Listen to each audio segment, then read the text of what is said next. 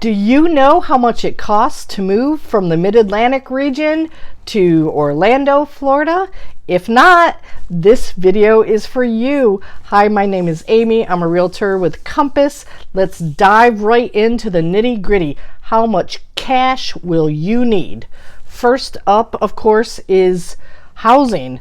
For the sake of this video, I'm going to assume that when you relocate, you're going to be renting versus purchasing a home, because purchasing a home gets into all of these intricate details. So as far as rent in the Orlando area for a modest 3-bedroom, either single family or more often a townhome, you're looking at roughly $2,500 per month in rent. But what does it actually cost you to get into that rental home? Many landlords are charging your first month's rent, your last month's rent, a security deposit, so it's highly negotiable. So just to be safe, make sure you have roughly $7,500. Hopefully you won't need it all, but just have it on hand to get into your rental housing. Next up, of course, is getting your belongings to Florida. All that stuff, we all have too much stuff. Well, now we've got to get it to Florida. And there are several different options you can take. Number one, if you're bougie and you have some extra income available, then you can hire a full service mover, which is a wonderful, less stress option. But of course, it's expensive. You'd be looking at roughly $8,000 to $12,000 as a range from what I have seen recently to do a one-way move from Maryland, for example, to Orlando. Next up, you could rent a U-Haul, drive your own truck down to Florida. And of course, there's a lot of different companies, not just U-Haul. There's Penske, Budget, etc. And the current cost for a one-way move is roughly $3,500. And of course, that depends on the size of your truck and the time of year you're moving. The higher the demand, the higher the cost, of course. And next up is a storage container. This is the option that I chose. There are many companies. There's Pods, Rat Pack, U-Haul, Zippy Shell.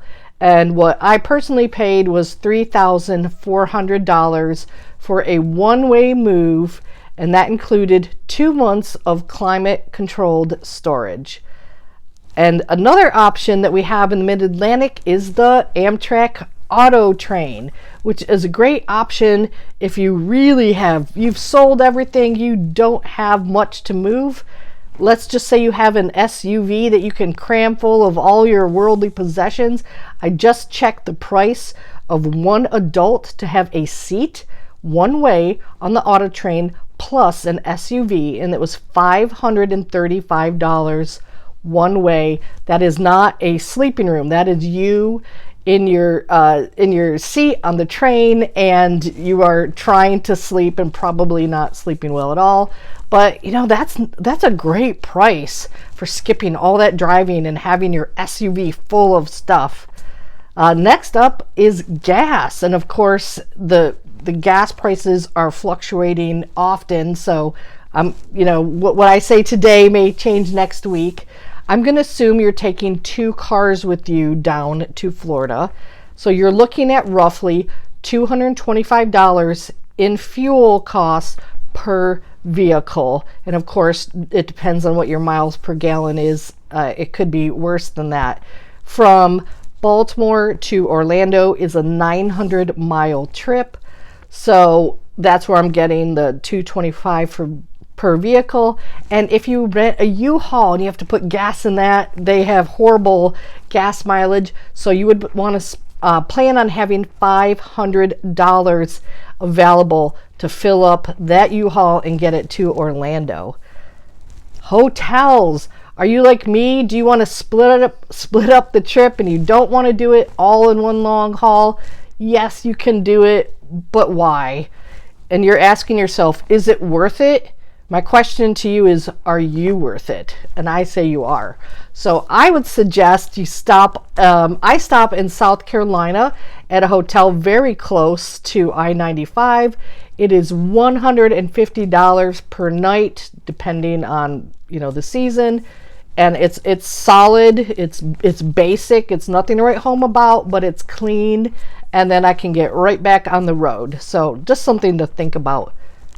Next up is food. You need to eat while you're getting yourself from the Mid-Atlantic area to Orlando. So you're looking at 3 meals a day for 2 full days.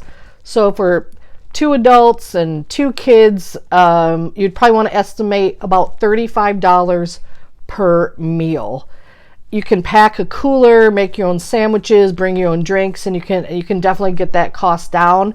But really plan on having about $200 set aside for food and snacks.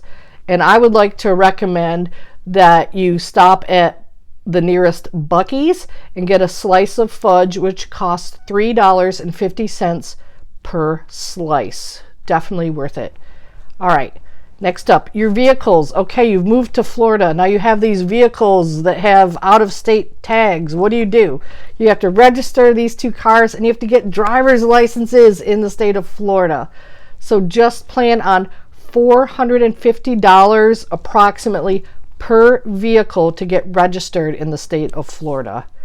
Next up is you had to empty out your pantry and your refrigerator when you left your former home, and you threw away all those spices that were from 1990. Well, now you've got to restock your pantry and your refrigerator. So if you're like me and you shop at Aldi, please give this a thumbs up, this video a thumbs up if you enjoy Aldi. Your costs will be on the lower side, but you really do want to have about $500 set aside to restock that pantry and your refrigerator. The cost of food, as we all know, has gone insane. So, tomorrow it'll probably be $1,000. Last up, these are your Costco, Target type items, your cleaning products, your garbage bags, your rake, a broom, fresh towels, a new shower curtain, a new toilet seat, all those important things. Toilet paper, don't want to forget that. Those toiletry items always add up and so quickly. So I'm going to suggest you have about $1,000 set aside, and that's being conservative. That's, shopping, at Costco and Target, to kind of start up your household in Florida. If you have particular questions about other costs that I haven't covered and you'd like to know the answer, please feel free to reach out to me, and I'll be sure to share whatever information I have personally experienced. Thank you for watching.